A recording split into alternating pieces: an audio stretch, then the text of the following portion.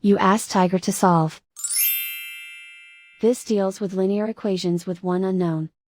The final result is x equals -5/3. Let's solve it step by step. Group all constants on the right side of the equation. Subtract 15 from both sides.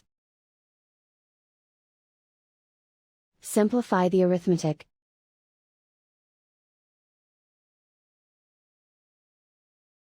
Isolate the x. Divide both sides by 9. Simplify the fraction.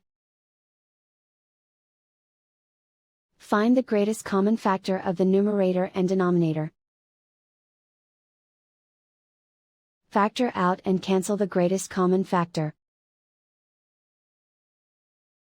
And so the final result is x equals -5/3.